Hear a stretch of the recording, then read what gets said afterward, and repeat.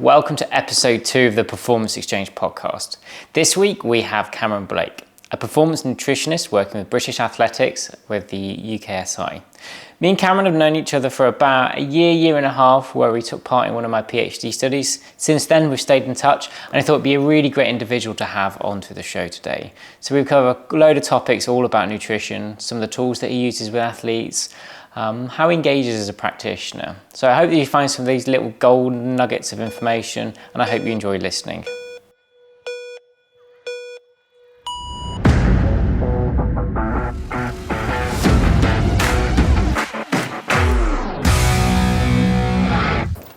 I was going to say good morning. Yeah. Oh yeah. That should. It's popped up on the thing though. Good. That should be quite good. Right. So Cameron, thanks for coming on the podcast. We got through some audio issues, so I set up the lighting, almost blinding both of ourselves. But how are you this afternoon? Doing all right. Had a busy weekend of practitioner stuff, so I've just had one day off, which is not quite like a PhD, but now I'm back into like another week. So. Yeah. Don't feel too refreshed, but I feel all right. Yeah, fair enough. What it is, I suppose it is hard work being a practitioner, especially with a busy year, I'd imagine, as well, with Paris and everything. Yeah, like double whammy of Olympics and para, so I work across both. Oh. So it's almost preparing for both events, both occasions, with all these different athletes thinking about what could we do that's novel and interesting and ahead of the curve. Yeah, that's true. So before we get into it, give me a little bit of insight of who are you and what you do. Okay. I'm Cameron Blake, so I'm a nutritionist, performance nutritionist at British Athletics, employed through UK Sports Institute. So I'm based here at Loughborough with the Olympic and the Paralympic pathways for the athletics programme. Work under Nigel Mitchell, so he's probably one of the most famous nutritionists, I'd say. Worked in pro cycling, been at EIS UKSI since its inception, pretty much. So he's been around. So he's my main mentor and key person to learn from. But yeah, that's what I'm up to. So what led you down kind of the nutrition path? Like, what was it? Is it always something you always wanted to do, or was it something a series of events that kind of led on to it? I think it started with my A-levels didn't quite go to plan. I got CCE across English language, PE, and then I think I got an E in PE. So yeah, that's pretty much sports science A-level. So then I was I didn't quite do my first career choice, which was a bit like a physio. And then I did sports science at Leeds Beckett. Really liked the physiology and nutrition elements. I liked physiology more.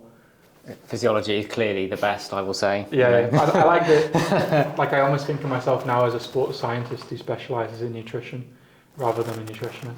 That's a nice way of framing it, actually. I think, because I suppose you said you did your undergraduate in sport and exercise science. I suppose it does teach you a variety of different roles, because I suppose you are able to have the skills of a sports scientist to kind of think outside the box, I suppose. It gives you those. It's like a wider appreciation for everyone else in the team, what everyone else in the team's doing. So I can have a conversation with a biomechanist or a physiologist, S&C, and I can understand what their role is and what they're doing. I think that's useful. But it also allows for me, a recent trip, we'll get on to travel, but I was acting as a physiologist, sports scientist rather than a nutritionist. And how many nutritionists could do that to a good standard where it's useful.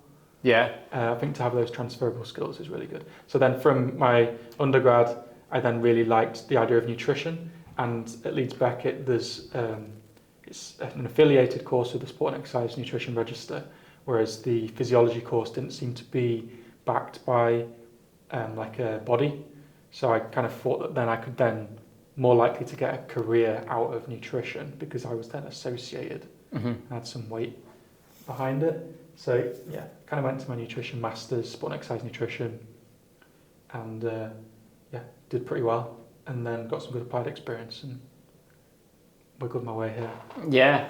So would you say then, and this is a question I always like asking people in a variety of different roles as practitioners, what do you think is like the nice blend? What do you think like education, so going through the university degrees gives you in comparison what necessarily experience doesn't give you? Then conversely, what do you think experience gives you that education doesn't give you? What, in your opinion, kind of makes those two unique benefits?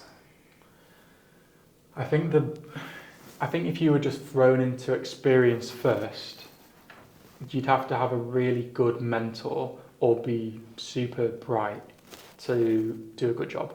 Because you need some kind of underpinning knowledge. Yeah. So technical knowledge is like the foundations of everything that we do.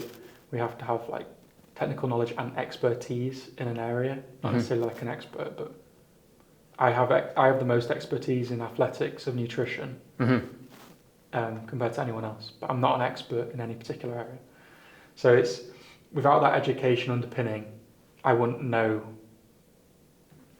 that much about what I'm doing. I'd be going off what's on social media, and there's loads of stuff out there. So I'm almost like the barometer of what is good and what isn't so good that people are seeing on a regular basis. And then with experience, it's almost that exposure to how to communicate with coaches, athletes, other support personnel, how to email effectively, how to communicate over email so you're not winding someone up, and liaising and organising something, and being able to take responsibility and lead projects or know when not to lead. I think they're the experience elements of, you've got all this technical knowledge, when do you not just regurgitate it, and when do you use it appropriately?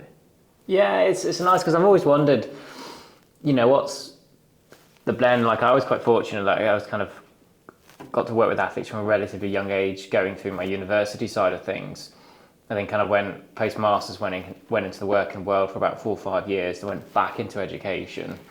I think it's nice to have the blend of the two. Like I said, I think something to underpin your decisions, and being able to question what's kind of been thrown in front of you. I think, do you find like you mentioned social media, do you find that's almost a barrier working with athletes? Like we see it I was chatting with Chris with Strength and Conditioning the other day, like the amount of stuff you see on social media, viral trends, reels, TikToks, all this sort of stuff, promoting X, Y, and Z with more than likely not having these expertise. How do you find that interferes in your like day-to-day job? I think it can create like chatter around nutrition, which isn't always bad. So somebody who may have not wanted to approach a nutritionist, because nutritionists can often, I think, can be perceived as, I'm going to tell you what you're doing wrong and this is what you should be doing, and body shame you or something horrible. Whereas it might then provide an angle. So who's that? Is it Abdu or Eric Abdu? I don't know what his name is. I don't know. Anyway, he goes around supermarkets and says, yes. You should eat dead clean. Yeah. This was brought up to me yesterday by like one of our futures athletes. It's like, what's your opinion on him? And this athlete's quite switched on, but he's generally just trying to like feel out and ask the question rather than coming in with like a preconception. So it's useful in that it allows us to explore ideas that athletes, they're exploring ideas by themselves, and then if they have the confidence to then check and challenge with us, that's really useful. There's also really good, I really like all these pretty much recipes in a video where somebody's like, have you tried, like, I like What Will He Cook? Yes, so pepper noir. It's like pepper noir. It's like, I don't know, some like, what's it called? Like, I made this spicy tuna pitta. Yeah. And it's kind of like making food fun. And I'm sending these to athletes. I'm like, you should try this week. Let me know how you get on. There's always a flip side. That's what I'm saying. Yeah, and I think with social media is such an interesting one. And I think it is nice because it can open athletes to lots of questions. Like I have athletes that I work with that will send reels or, what's your opinion on this? What do you think of that? I think it can allow kind of that open access to material that they might not necessarily have had, and they see this, so they want to know the opinion on it, like the quick recipes. I think everyone can appreciate some quite simple ingredients made to be quite fun. And if athletes then they get, oh, I've not tried this, it's quite simple stuff. You have this in the fridge, but or cupboard or freezer or wherever, it's. But then I suppose on the flip side, do you come across any much in the negatives elements to it? Aside from, you've got the body shaming side of things, people saying you've got to look like this, X, Y, and Z. Take cycling, it's a very, especially in Europe, a very power to weight. It is a power to weight sport, but in the UK we don't have mountains. To the same extent we have in Europe. We have a couple of mountains. I'm sure someone will correct me on that. But how do you find it then interplays from a negative perspective? I think what comes to mind is athletes who are then doing like a day in the life type thing. With my morning routine. Yeah. I do who was it? There was someone the other day, I'm not going to name names, who was like, I went out and ran 12 miles on a my protein cookie. I'm like, one, that's not like a good fuel source. Two, that's really bad publicity. And three, it's probably not batch tested. Yeah. I know it's probably got their whey protein in that's not batch tested. That's what I'm assuming. Yeah. It's almost like, so then people might then look at that person and think that person's really fast at running. That's how I need to do it. And it's almost like, leave that side of things to people who kind of know what they're talking about, because then it can create issues. It can create issues for all. God, mate. I know. I should have left my phone on. I thought I put it on silent, but clearly not. Sorry. But it could create issues for people further down the line who like chronically under fuel, and then 3 years down the line they're like, oh, I'm actually in a hole I can't get out of. Yeah, I've seen that, and I think this comes in two parts as well. I've seen that a lot more. It kind of emulates down. It's top fed, bottom fed is coming down from the top, as in, particularly in fueling is always a hot topic in cycling. Whether it's ketones, whether it's 1 to 1, 1 to 0.8, 2 to 1, whatever carbohydrate. But now I think it's slowly filtering down from the pros that actually no, they are fueled. We eat lots of carbohydrates. We need it, rather than the kind of previous conceptions of you can do 5 hours on just 2 bottles of water sort of things. And I think it's nice to see both sides to it. But yeah, I think when riders, particularly younger riders, kind of try to emulate what the pros are doing as well, like whether rightly or wrongly, do you find that the athletes that you've worked with, I suppose they are more professional in your sense, but the younger up and coming athletes kind of are more influenced by social media, or kind of less so? So our thing at the weekend was all to do with our academy, our futures athletes, and a lot of them aren't that influenced by it. But I don't know why. I think they're quite switched on and aware of it. But people are so like. I don't want to name too many names, but there's a company out there that's... We can leave it just the company, a company. There's a company out there that is very quite high, generating some publicity and recruiting a lot of athletes to in sponsorship to promote their product. Yeah. And this is creating a bit of a space of, oh, maybe I should try that, or maybe I should do that. And it's kind of, whereas this stuff isn't really backed by any science, or if it is, it's not very good science. Yeah. So, or at this point in time, it's not for 100% safe, or as safe as can be for this athlete to take. Yeah. So that's where the issues are, I think, is when high profile people publicise something, and then younger, less knowledgeable, influenced athletes, and then thinking, oh, maybe I should do that because my idol's doing that. Yeah, I suppose that's one of the big things with social media and marketing. You could argue that's a very effective marketing if everyone's going, maybe I should try that. Certain things were big in triathlon, which are now subsequently banned by the UCI for in competition because they're concerned about safety elements, whether the rider should actually be wearing them. Again, the science on this said device is very questionable. Now the company, I believe, is closing down, which is quite an interesting one to see how the market is changing with athletes. It's an interesting one with technological advancements in the side of things. With that in mind and the social media, trying to help athletes, what are the sports have you worked in? Well, you've got athletics. Is it predominantly been in athletics, or have you kind of worked with cyclists, ultra runners maybe? I don't know, I'm kind of just spitballing here.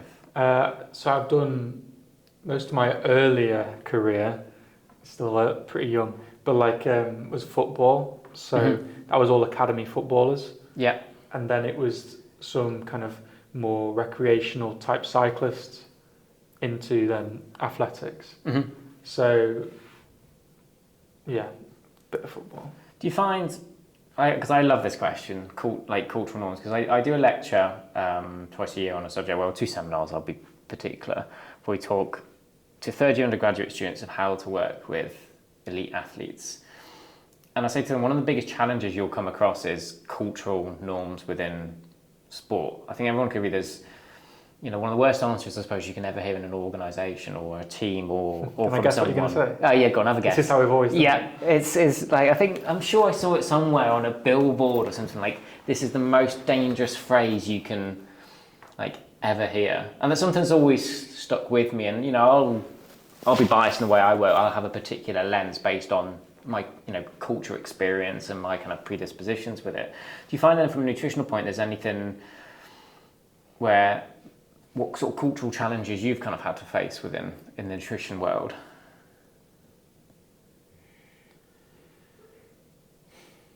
One being in cycling is,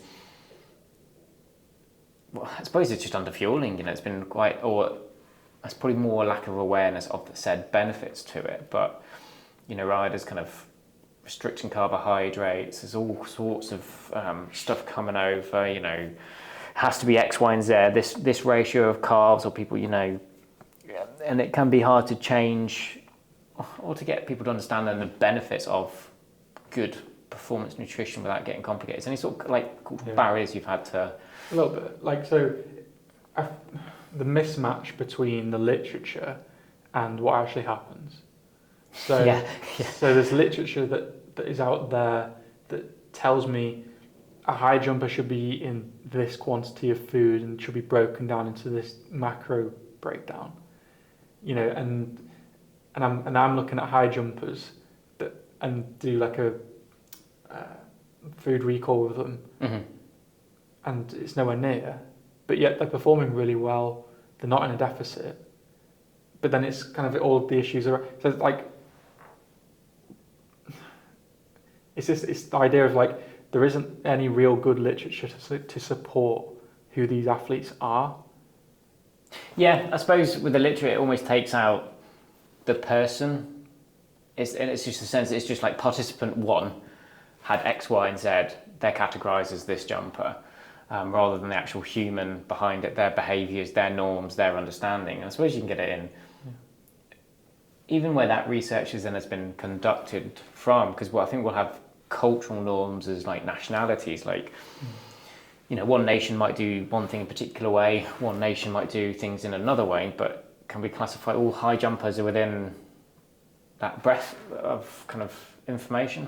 I don't know, it's always going to be a tricky one, I suppose. I suppose the term we all love is that ecological validity of fed. When we're looking for doing some work, it's either been done on top elite cyclists and they've got 4, or it's a couple of case studies, which are great but only applicable to that group, or your typical university students that do a little bit of exercise, some more than others, but aren't kind of particular at one sport. So the only research findings from those aren't really applicable to probably the 90% that are going to use it. I think it's changing. We're trying to change it within some of my research, but yeah, it's a hard one with the literature against the athletes, I suppose. But that's where the experience and the education probably helps you filter the bullshit filter, almost. I like to call it, I suppose.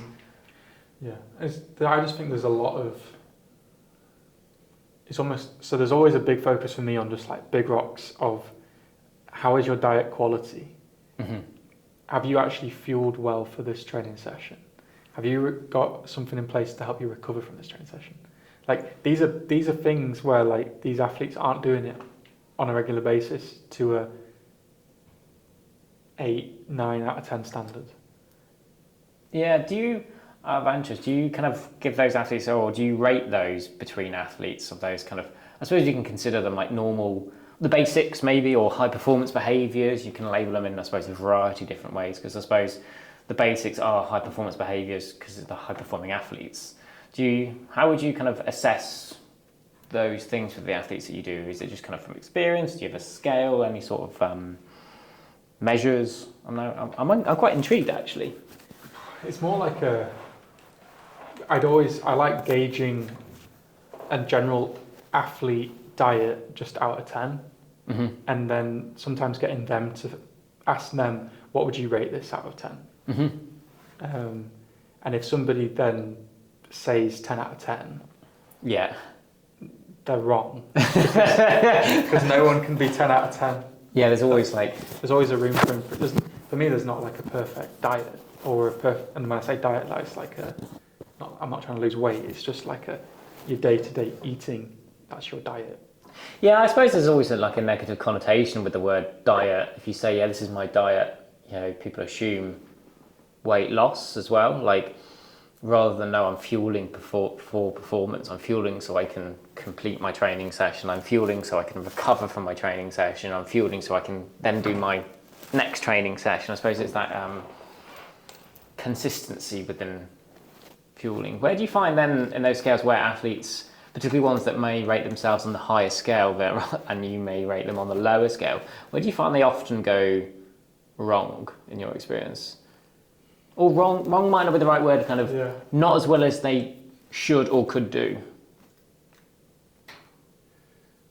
There's probably like an overfixation on protein. There's like a big foundation. Yeah, because you can have protein cereals, protein. It's almost protein's almost a buzzword now. I think you can walk in the supermarket, eat protein Weetabix, protein bagels. Where I think bagels have got a good source of protein naturally. I think it's about 10 grams per bagel. Anyway. Yeah. But then what's the amino acid breakdown of a bagel as well? So it's like, I'd say protein in terms of an endurance athlete can adapt and improve with very little protein. I think because of like the internal amino acid pool in the body or something. So that process of development, you'll know, I'm sure, is just like, that'll just kind of happen. They don't need 20 grams of protein to kickstart that process. That process just happens. Yeah. As far as I know. Yeah. And it's kind of like the idea of, I need protein to like fuel my session. I need protein to recover from my session. It's like, yeah, you do, but you don't need too much. Like, you don't need nearly as much as you're having. Yeah, and I think, what was that? I can't remember if this is briefly correct, but that study was actually this whole 20 gram window fueling for between sessions on double days. Because I believe, I'm sure someone can correct me if I'm wrong, but it was actually originated from a study where a protein company or someone took advantage, or in fact spewed the findings in their sense that actually, yeah, you do need protein for recovery, but between sessions, especially for particularly endurance athletes, you'll be depleting your glycogen levels through a session. You need to top those back up on double days, which is I think why a lot of the recovery drinks or kind of supplements you can get actually focus on the carb to protein ratio, whereas actually I suppose if you do, let's say you're doing a double session, 90 minutes, 2 hours, one in the morning, one in the evening, you'll go far better if you have carbohydrates between those than just your protein. Like protein's more secondary. Yeah, like you need to top up the fuel tank. Protein's not the fuel tank. Protein's like the repair tank. Yeah. But then I've got different types of athletes as well. So if I've got a hammer thrower, protein probably is a priority. But then the quality of the carbohydrate they're having, they still need to have carbohydrate because they need to maintain mass, energy. Yeah. So the quality of it is generally poor.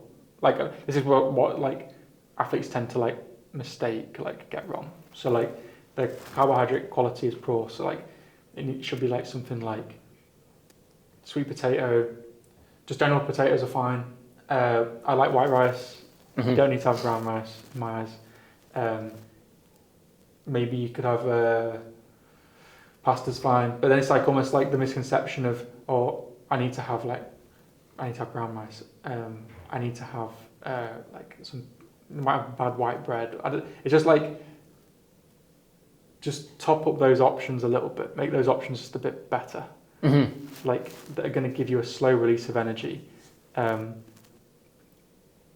You've woken up late, so you've had to rush your breakfast, and then your breakfast isn't going to be released. Your breakfast hasn't really done anything for you other than you've just had breakfast for your training, because you've given yourself 40 minutes. So in that case, you've almost sacrificed your opportunity for that to be almost like a developmental breakfast. In like, that could be a complete one, like a breakfast burrito, right? So you could have that. I will say I have had one breakfast burrito on a flight once, and that was terrible. I was quite excited for it. I was like, oh, this sounds good, and it was just, I'd have been better off probably eating the fabric. One more nutritious probably from the just fabric. don't airplane food. It's never going to be good. No, you've stripped away your chance for this to be a developmental breakfast of an opportunity for a bit of muscle protein synthesis to top up your glycogen stores. To you don't get up on time, and now I'd say a good option would be like a bowl of Rice Krispies or a couple of Muller rice, because you focus on quick absorption and fuel. Yeah. So it's, the longer you wait, the more practical the option has to be. And that's kind of something I see a lot of. And it's that focus on everything, it's that inability to like switch between the two and see when to switch between the two. Yeah. Is something that I think athletes sometimes miss. And that's not just anyone that I work with, I think that's just stuff that I've seen. Yeah, you could take that out of context a little bit and transfer it even to like, working cyclists, they've work's dragged on a little bit more, so I've only got an hour to do. So, having that internal ability to understand, okay, let's just adapt the session, or the too stressed one day in terms of like, overall stress load, feeling a bit tired, rather than carry on and push through the session. Actually, let's think about this. Maybe I'll just have an extra rest day. It's that ability to just quickly understand, I suppose, the situation and what the purpose of it is, rather than like eating for eating's sake, training for training's sake. It's okay, like, we've missed this. Where can we still be beneficial to it, given in the situation that we're in? One of the things I like to talk about is the right to engage with athletes. I had a conversation with someone else at the UKSI, and we just chatting about, this is one athlete who I consult with. I said I said that on the podcast last time, and there's a high performance team that we support, so I kind of liaise with their physiologist, psychologist, lead coach, then I work there with environmental physiologist, and then I kind of deal more one-to-one with the athlete from a general kind of data science, day-to-day sort of point of view. And so they were travelling, hot country, they put a heat acclimatization protocol together. They sent it to me, or the athlete sent it to me, and he thought it was rubbish. I looked over and I was like, that's pretty much exactly what I would give. But the thing is that individual trusts me way more because I engage more on a day-to-day basis. So if I come up with something, he trusts and believes that decision, where these athletes, they're probably supporting way more. He's just a small cog for them. Which, that's sometimes how it goes in high-performance teams. So they haven't had that turn to earn that respect from the athlete. How do you find, working with a new athlete versus athletes that kind of now know you and trust you? How have you kind of come across that barrier to engage and for the athletes to trust you? I think it's a really good point. So there's a couple of things, and I'm just trying to get them in order. I spoke to a recent UKSI nutritionist about this, and one is he uses, if you can influence a coach's behaviour or the way that they go about talking about something, you haven't just influenced that one athlete you're trying to influence, you've influenced all of their athletes, because that person will then hopefully drip feed what you've spoken to them about in conversation. So I don't think we don't have to be the messenger, and it's to have that low ego approach is how I think about it. It's like, why do I have to be the person to deliver this to this athlete? And is it a pride thing? Like, you should just strip that away. It should be always in the interest of the athlete, how the information gets there. So in a recent experience I was on a training camp in South Africa. We were doing some testing with a supplement, and I wanted to get a certain athlete to take part, but I knew that the physiologist had a way better working relationship with this world champion athlete. Yeah. So why would I go and have that conversation with this person and try and persuade that person when he's in a way better position to go and do that? And it also makes him feel good that he can be that person to go and do that. So Yeah. I would have flipped it as that person and be like, Alex, can you take this to the person? No, that's a really good point, and I think this is where, again, I think this is both where the blend of experience and education. Whereas I think working with an IDTs in particular gives you that understanding of how everyone else works, almost like a channel chain, or a communication chain with the athlete. Who is the athlete's first port of call, rather than someone else coming in? Because let's say you work with an athlete and they might never have heard of you, and you come in with this wacky idea. Yeah, there's this cool new supplement. We want to test it, and the athlete will be like, "Who are you?" But if it comes from someone they respect, no, that's a really nice way of putting it. Like, for instance, I've just started working with like one of our better athletes, and this person, I'm doing some similar kind of like protocol around like testing of something. So I'm not acting as a nutritionist in this relationship. I'm acting as a sports scientist doing a job. Yeah. But in the process, I'm building trust and building relationship, where that could then allow for nutritional support in the future. And I'm recognizing some things and laying some foundations in the data we're collecting. So if a conversation can come up in the future, I've got something to like really lean on.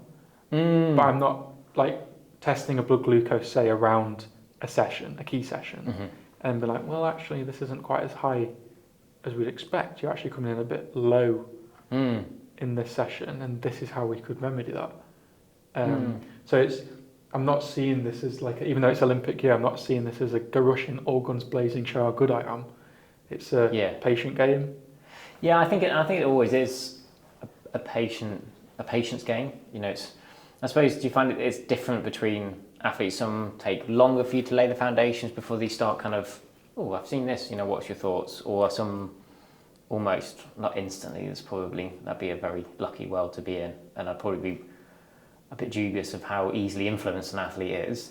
But do you find it's different between different personality types, or what's your general experience with that sort of things? I think usually the more experienced an athlete is, the longer it would take them to buy in to what I'd be saying. And I think that's fair, because most of them are older than me anyway. I got told at interview once to pretty much assume that the person sat across from you knows something you don't, and that's an athlete or a coach. Don't be so big-headed that I have expertise in nutrition, but they've lived it for a way longer period than I've known about it. So assume that they might know something that I don't. So, yeah. Yeah, no, it's a really interesting one with, because my role kind of varies massively depending on the job that I do. We did one working in motorsport a little bit where I was helping out the coach. So I was just kind of like standing by, assessing the situation, and anything my suggestions would go through the coach, not to the athlete. Everything was kept behind, almost, to the point the athlete didn't really know that I was, I suppose, helping out. Do you think a practitioner then with a high ego would, all guns blazing, do you think they'd survive long, or do you think there's not really a place for those individuals? Because it's a hard one, like almost the overconfident. I mean, I think you've got to have your soft skills. I think you have to lay those foundations, that trust, keep within basic understandings first before you go. But I don't know, I've never heard of a story of a practitioner kind of, come straight out of university, all guns blazing, and is leading in 1 year. I think you have to have those like long games with individuals for them to trust. I remember working with one athlete. It took me nearly like 9 months to convince them how important sleep was. Such a basic understanding, you know, of like sleep was almost just one of those things you had to do to get ready for the next day, rather than, no, this is the top opportunity where you can actually like recover, keep it consistent, get into a good routine, absorb everything that you've done in that day and then deliver. And as soon as that kind of cycle started happening, so did the performance changes. You know, it was for them, it was like a limiting factor. What would you say, from a purely nutritional point of view, what's been one of your I can't even speak today, one of your biggest challenges, if you can talk about it, like where you've worked when working with an athlete and another practitioner? I think that's always an interesting one, because we always talk about, you know, the athlete-coach relationship, all about, you know, coach-to-coach relationships or practitioner-practitioner.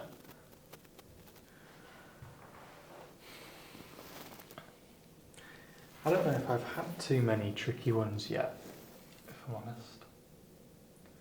Or one where, you know, the most interesting one where you've had to kind of think outside the box a little bit, go against what's normally conventional, or...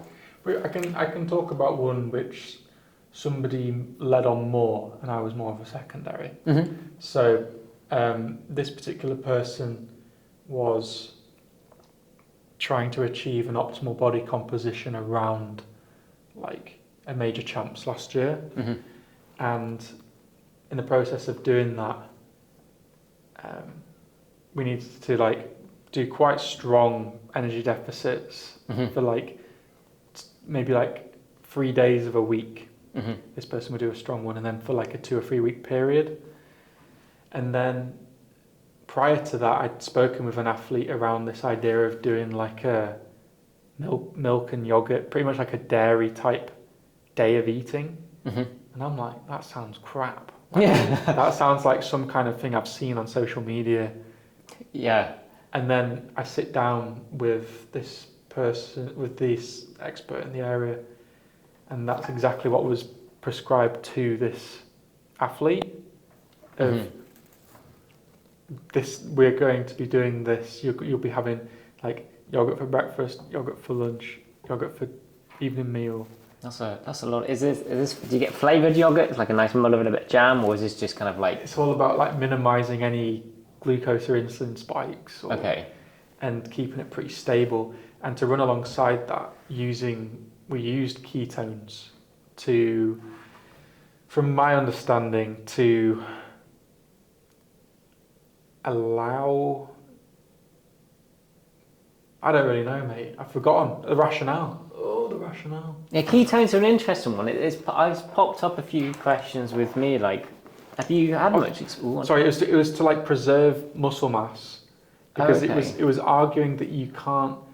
It prevents going into a catabolic state. Okay. Is what the argument was. Mm-hmm. So then it would preserve muscle, and then kind of only allow for fat to be used as the targeted source of energy for the deficit. Mm-hmm. That was the argument, and it worked in this case Interesting. study. Like this person decreased their sum of 8 skin folds, like to very lean standards for this individual jumper. So Mm-hmm. important. Was this male or female? Female. Lean. Yeah.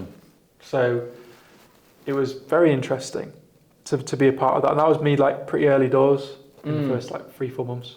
And I've been exposed to these ideas from probably more like academy, safer environments, quite like prudent environments of let's not be too risky. Yeah. Whereas this, I'm seeing this, I'm like, wow, this sounds pretty risky. Or it's not really. But it's very controlled. And it's like, we don't want you to do this more than 3 times a week, or we don't want you to do this more than 2 times a week. Do you have anything then in place? Because that sounds quite risky to me.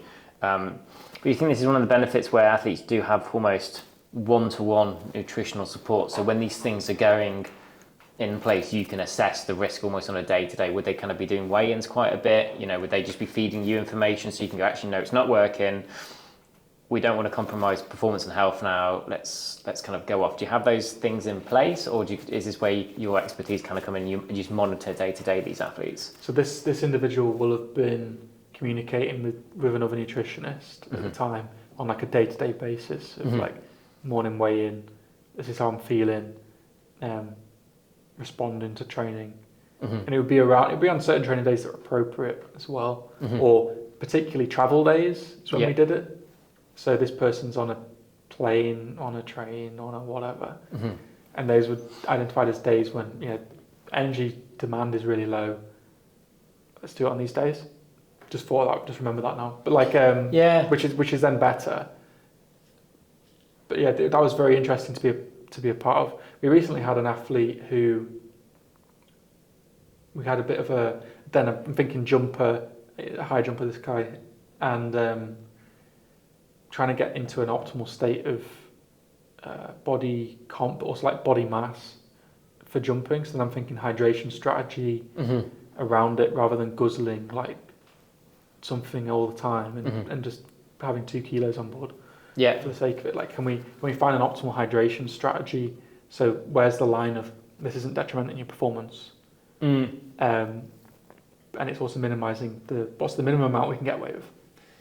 And then this person's gone to a country which is now in Ramadan, on a training camp, and it's kind of like, can we do that or not? So I'm going to catch up with that person tomorrow, because it's almost like I didn't really think about where that person was going to be going. I suppose that's one of the things as well, like the travelling. So it's illegal for him to drink in public out there. Yeah, you think about. So this is where we go back to again what we said earlier, like cultural norms, but it's not just sporting cultural norms, but I suppose where you are as an athlete, where where you're travelling to. Do you find I suppose travelling athlete needs to be aware of these things as well, and what like food you can get out there. Do you find what sort of mistakes? Mistakes probably again isn't the right word, but difficulties. That's far better. That sounds more grown up than mistakes. Difficulties and challenges the travelling athlete faces. And then how does your kind of role? What sort of like things do you do for the travelling athlete? I think it's honestly like a weak area of my development so far. Is how to support the travelling athlete, because it's not something I had such a great appreciation for when I was for the demands of a training camp after I've been in that environment, and because I never get to travel with, or as of yet haven't really travelled to a comp with a group of athletes, I haven't really been able to see the struggle or what it's like. I'm personally not a big traveller anyway. Like I didn't go on family holidays to different various places on the plane. Yeah. So that's all a bit new and different to me. So it's probably an area I need to upskill and understand more.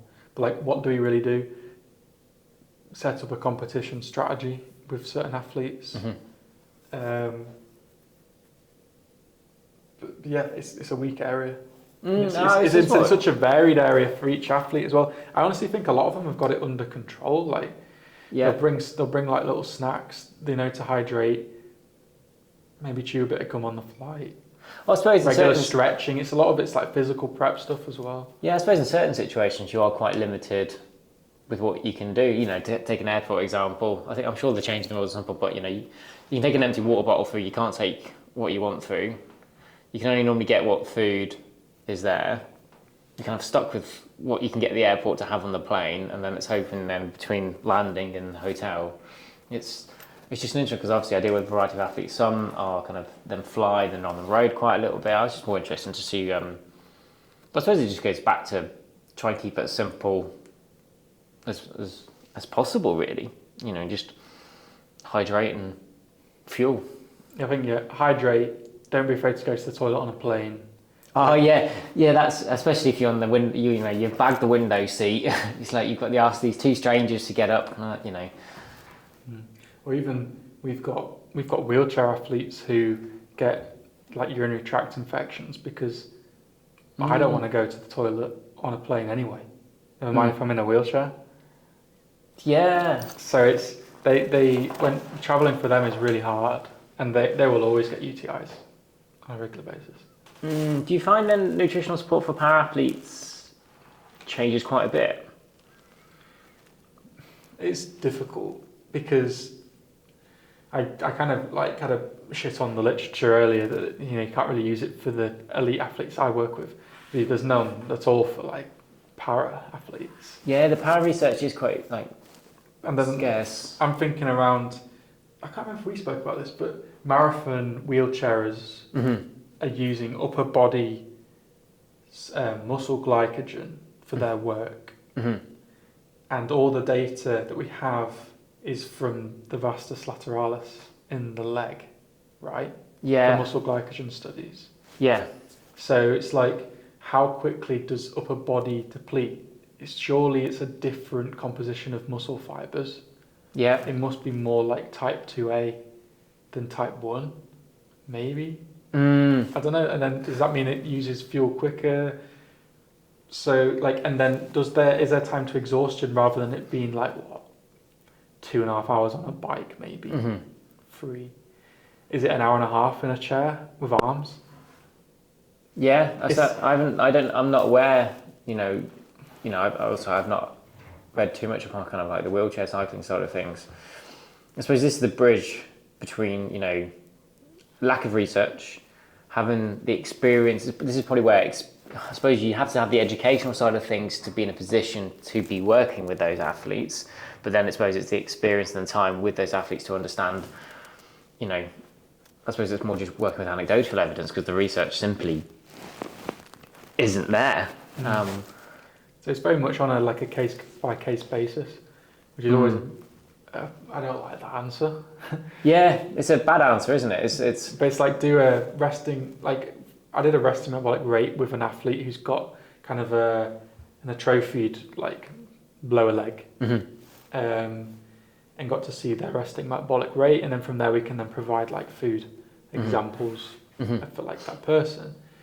But then you've got all these different needs, and pretty much, do I need to be that specific where it's you've got a spinal cord injury, your calories are 406 kilocalories less than they would be if you could walk? No, because diet, let's focus on diet quality. Let's focus on, I'm fairly certain the feeling of fullness and hunger has altered so that they're aware of when they're full. It's not like they're fully able-bodied and eating for an able body. They're aware of their fullness. Yeah. They're aware of their own calorie need. So I think there's always bigger rocks than what do you exactly need. When you say rocks, what do you, are these like low hanging? I always low hanging fruit. Like low hanging fruit, yeah. Yeah. I always think of a jar full of pebbles. Yeah. So then what are the bigger ones first? Because a lot of them are just trying to put sand in. Yeah. What's the shiny new thing, Cam, that I can do that's going to separate me? And it's you're not doing the big things that are going to make up 80% of this battle, mate. Yeah. Why don't this is a bit generalised, but in para sport you could probably, if you fueled really well, recovered really well, and your diet quality was 8 to 9 out of 10 every day. 8 to 9 out of 10 every day. Yeah. And you've got a really good competition strategy, and maybe you use some key supplements well, I reckon you're going to be in a really, really good place. And I think that with a lot of them. And then there's appropriate supplements that can be tweaked and modified in certain groups of athletes where you perhaps don't do what it says on the tin, and then you could make some headway. Yeah, that's. I think it's just this is why I really like these conversations, having a different views on things, having a better understanding. Because I think this is one of the things I mentioned on the seminars when I kind of with the third years, is that ability to kind of narrate and explain your ideas across an interdisciplinary team as well. It's having that full buy-in, not just from the athletes, it's from the coaches as well. You made a really nice point saying, root moving the yoga, they're ultimately every decision that you make needs to have that athlete's performance and health, of course, at the heart of everything. I think this is where some people go. I think it's just even having that experience of being able to talk to other people. You soft skills with practitioners, working, it's like, let's say me and you work together with an athlete, or you bring in a physio. I've been really lucky to work with a local physio here, who I often send athletes off to, and she'll give me, full breakdown of them. She's really great to work with, gets everything across. I normally go to her because I've got a million different injuries that niggle on from, either falling off rocks or crashing my bike when I used to ride it. It's just an interesting one how different practitioners work, and they all have a different lens style as well. Like you said, you all know something that I don't, and I'll know something that you don't. If we can exchange that information for the better for the athlete, I think this is where the world just becomes a better place for athletes, I think. And it's just nice to hear all the different stories. Before we close up, what's your favourite post-ride or post-training session recovery meal? Yeah. And where, do you normally try and work with athletes first? Any athletes listening, what questions would you ask them to make them consider whether or not they're fueling appropriately, as a collective bigger view? I think my immediate post-ride is just like a flavoured milk. Oh, yes. Or a flavoured milk and a banana. I think that is just... I'm pretty certain the research studies have shown, it's been a while since I've looked at these, but between, your full performance supplements to your basics of, milk and a banana, there's been very... I remember it's been shown a paper on chocolate milk in my first year, and I was like, that's bollocks. Yeah.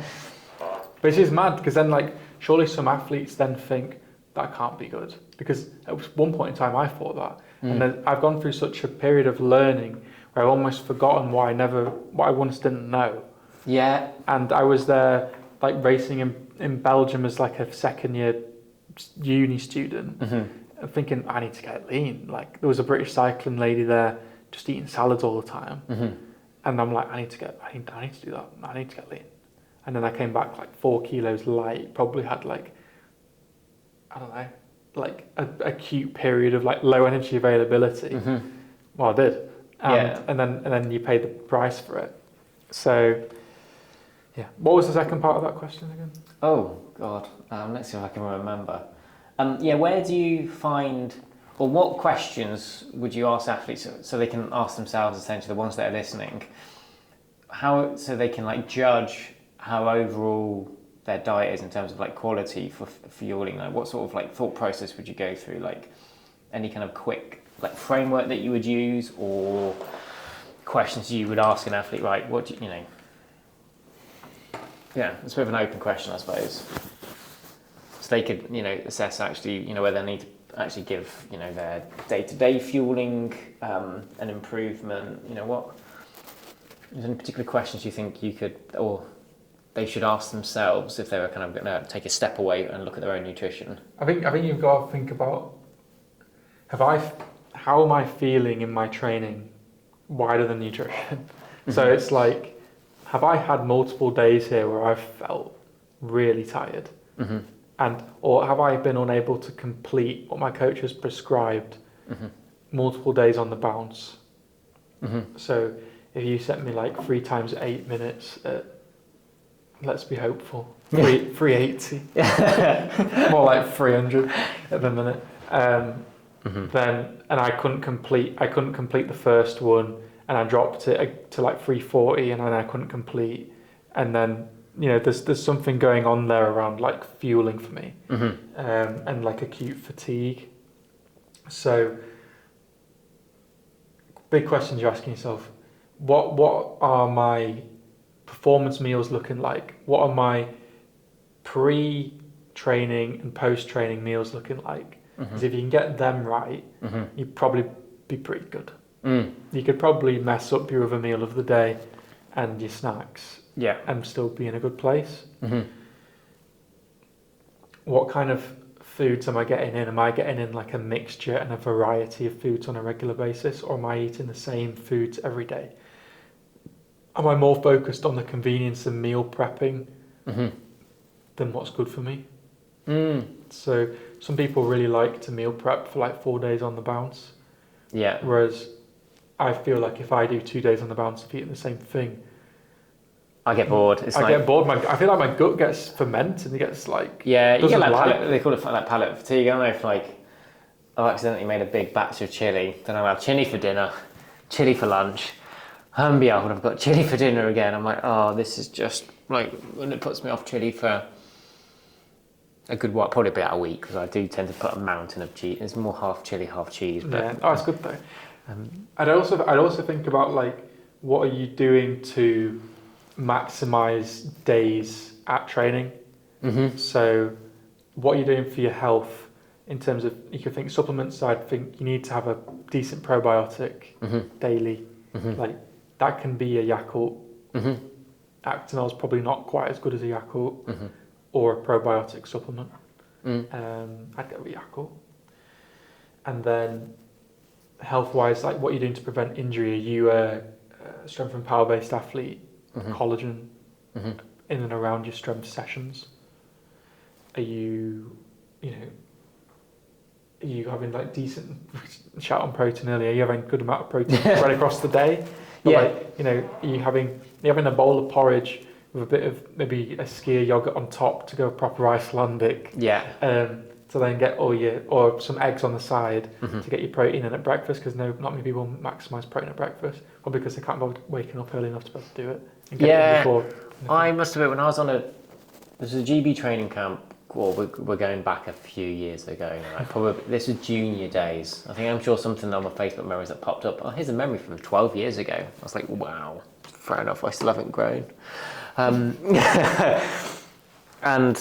they were big days. And I knew a bit about nutrition in the sense I needed to fuel, and I looked into like I realised like normally my breakfast would be your classic cereal, argue probably with a pint of milk, because I like to drown the things in the bowl and watch them suffer. But I had to eat it quickly because I like the crunch. But that's just a little idiosyncrasy.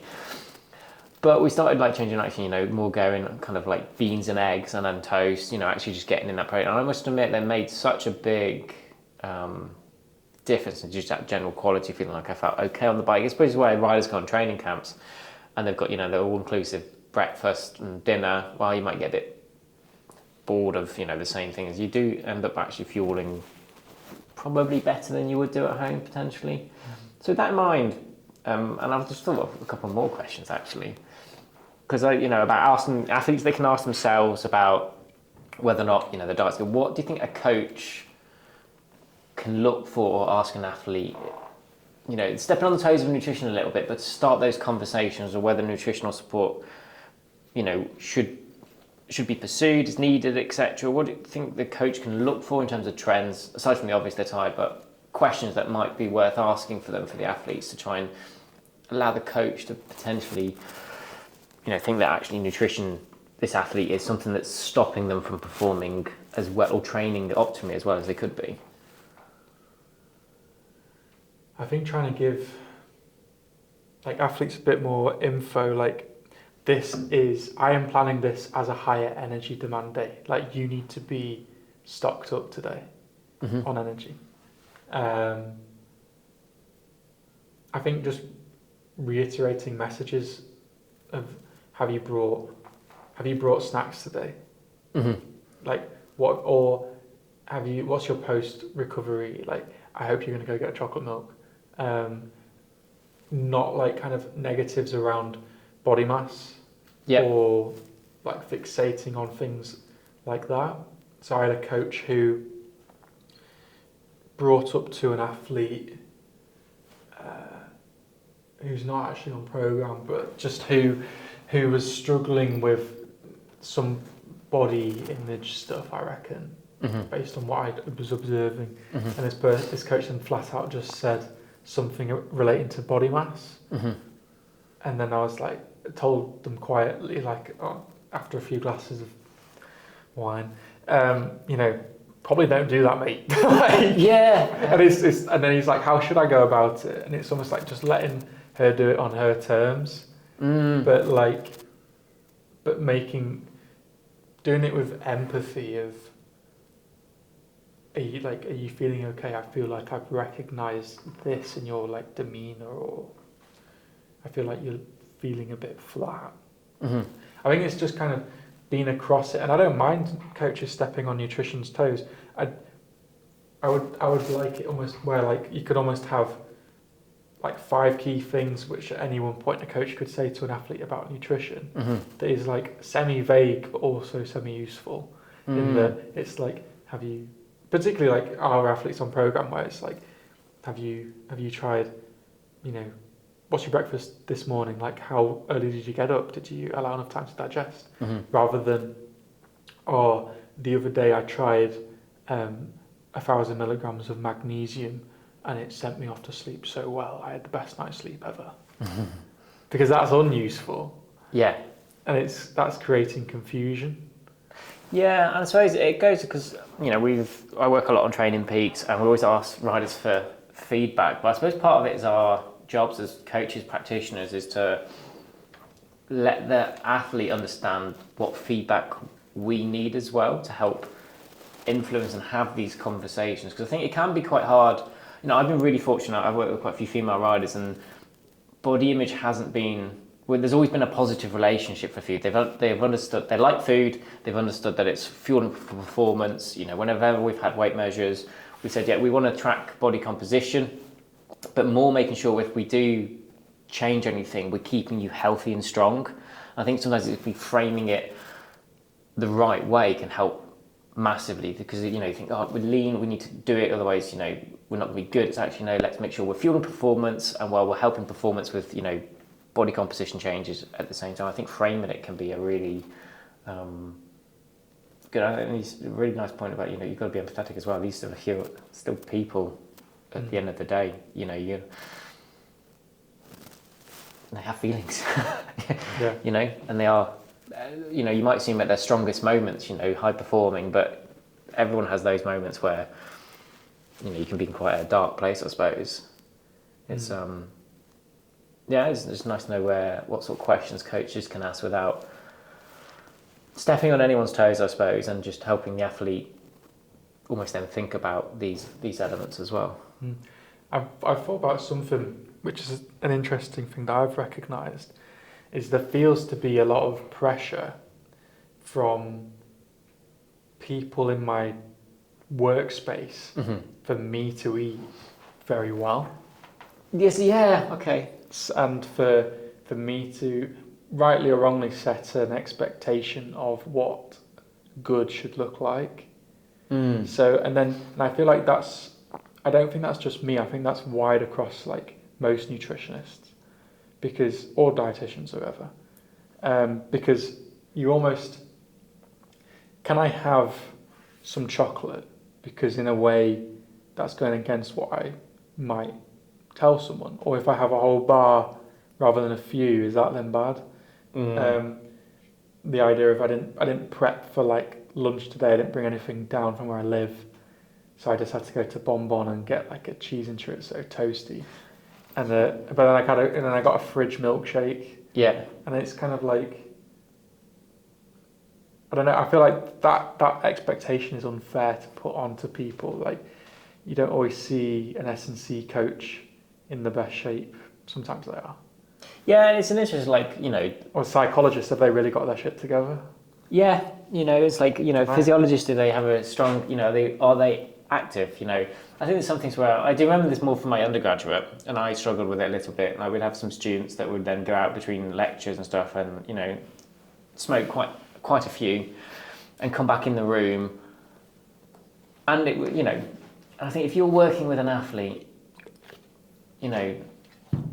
there is an element of you have to give a good impression to a certain extent, but at the end of the day, like you said, it's I think that's one of the things that isn't talked about much in the expectation on the practitioners. It's just it's an interesting world.